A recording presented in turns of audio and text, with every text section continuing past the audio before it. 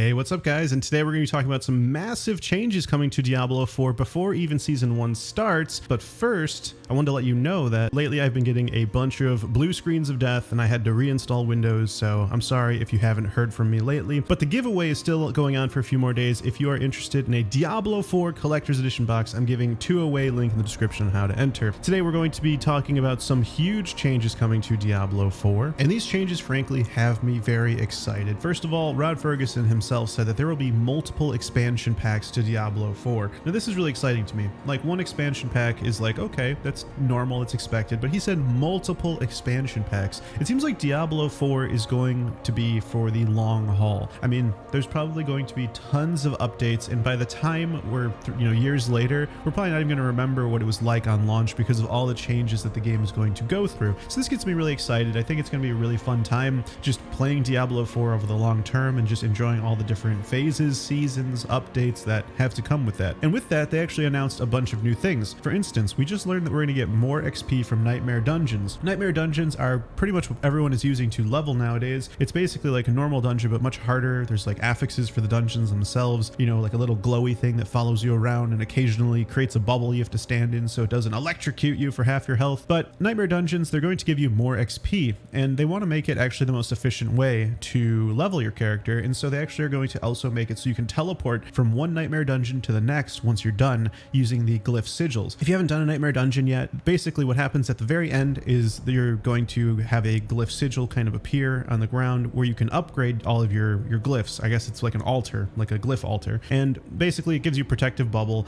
and you can upgrade your glyphs, and then you basically teleport out and do another one. But instead of just upgrading your glyphs, it's now going to serve as a waypoint, allowing you to sort of fast travel or basically teleport to another Nightmare Dungeon, effectively eliminating the need to go from dungeon to dungeon. There's no walking. You can just go from Nightmare Dungeon to Nightmare Dungeon, and they did this because they want it to be the fastest way to level and they want to eliminate that travel time. Sounds great for the user. I mean, I've noticed Diablo 4 has a lot of running, backtracking. If you've done dungeons, you probably have experienced this, like, oh, I have to go all the way back, pick up this thing to put it here so that the door opens, right? Well, I'm glad they're eliminating that because it's kind of boring, if you kind of just are just running somewhere, right? So I think it's a really great change, and I'm really happy about that, and I think it's going to make leveling much easier and better. Nightmare Dungeons are pretty tough too, so I think it's going to be both a mix of reward and challenge. Now, what's really interesting as well is the renown system. Grinding that was tough. It was a grind. It was actually starting to get a little annoying at the end when I was trying to get those final Paragon points, but what we learned recently is that the Diablo 4 team is reevaluating what renown systems will need to be repeated as part of new seasons. Right now, currently it was going to be entirely redone, right? Like, you'd have to grind it fresh every single season. None of it would carry over. However, they have given some hints on what will be carrying over. For example, the portion of the map that's been discovered in the Eternal Realm will remain discovered in Seasonal Realms.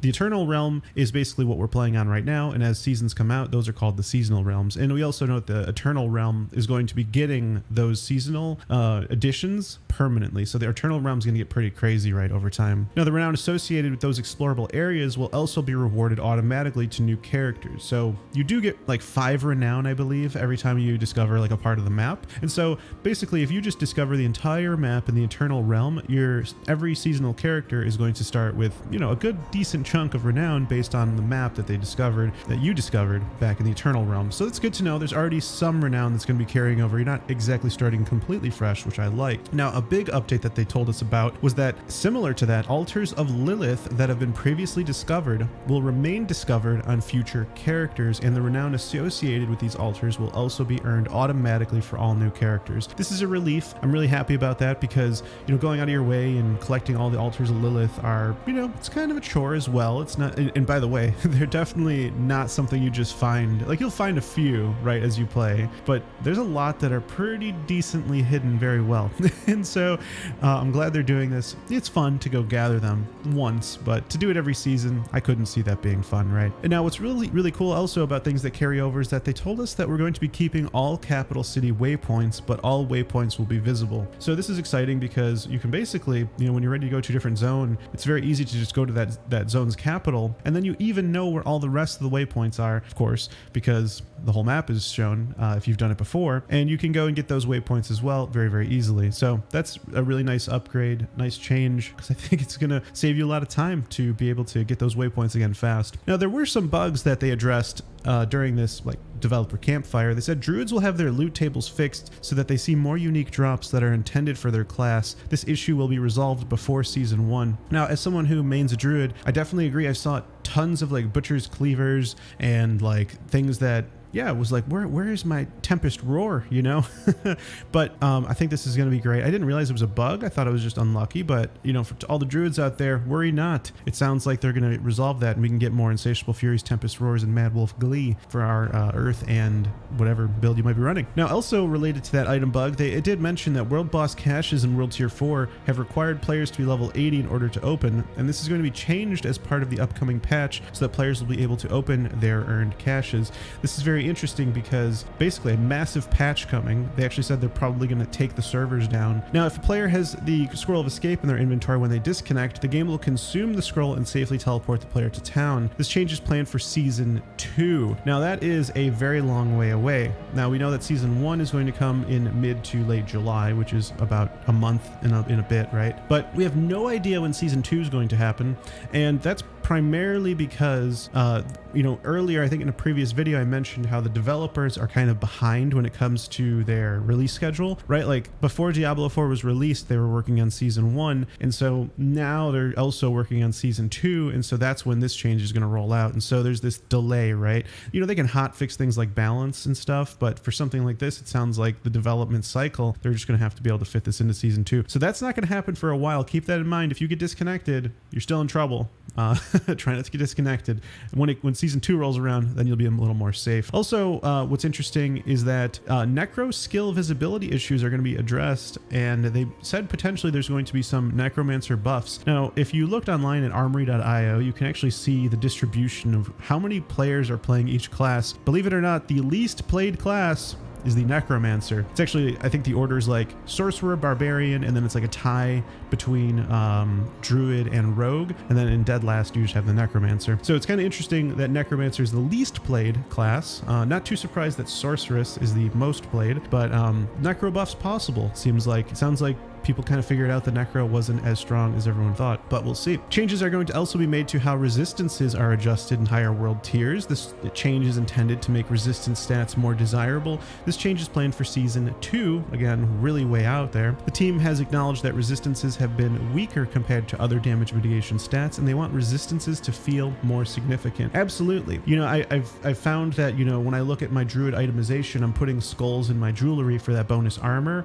and I'm really not getting that bonus resistance, because why just get resistance when I can get both physical and elemental resistance with armor? So resistance just doesn't seem as good when it's not helping me with physical damage, right? And so absolutely, I think armor is very strong, and so they're going to have to take a look at resistance, but again, this isn't going to happen for some time. We also learned that starting in Season 2, gems are going to be included in the materials tab. This is huge news. This is actually what we've all kind of wanted, but you know, on the downside, you can't look at your little shinies anymore. I mean, you have to open up 2 menus, like open up your character, then click materials, then click the bag, and then scroll and find your gems, right? It's kind of hard to find them, but that's okay, right? That's going to save up a lot of inventory space. I mean, my stash going to have a whole new free tab. We're going to have them as materials. That's pretty great. They also mentioned that material cap limits are going to be increased, and this change will occur before Season 1, so probably within the next 4 weeks or so. And what's exciting about that is that, you know, well, you need a lot of materials to upgrade your gear, and so having that increase is definitely going to help you when you're trying to upgrade everything, right? Or you're trying to switch builds and it's like, well, it's so expensive. It's literally my max amount of freaking veiled crystals, you know, and you gotta like, it's like, I need to be able to carry more. So I'm glad they're increasing that cap. Now, we also learned that they're looking into more social features based off of feedback. I definitely joined like trade chat. It was dead. and yeah, it definitely feels like there's kind of an absence of, you know, talking to each other very much. You know, it's almost like everyone just kind of emotes. You definitely can chat though. And I see the little chat bubbles when you talk, but yeah, I definitely would be interested in seeing what they have planned. I actually do kind of enjoy the open world. At first I was like, you know, I just want to play solo. but you know, it's actually kind of good. You know, no one can take your loot. It's kind of cool to see other people. I kind of don't like when everyone's more like stronger than me. They got better clear speed. It's like, let me fight something, you know. But I think it's pretty cool. And also the devs kind of ended their live stream saying that they highly encourage PC players to report graphical issues and performance issues on their forums, because that's where they focus their reports from, and the more information that can be provided, the better, so they can go and tackle those. So I'm really excited about all these proposed changes and what they talked about. They did mention a really big client patch is planned in the near future, and servers will be going down for that because it is so big. So really excited to see some of the changes being implemented there with performance issues, etc. But anyways, I am so hyped for the future of Diablo 4. Hope you guys are too. If you guys like this video, if you could do me a huge favor, click that like button, and don't forget to subscribe if you want more Diablo 4 content. My name's Toyhouze. I'll see you in the next video. Take care.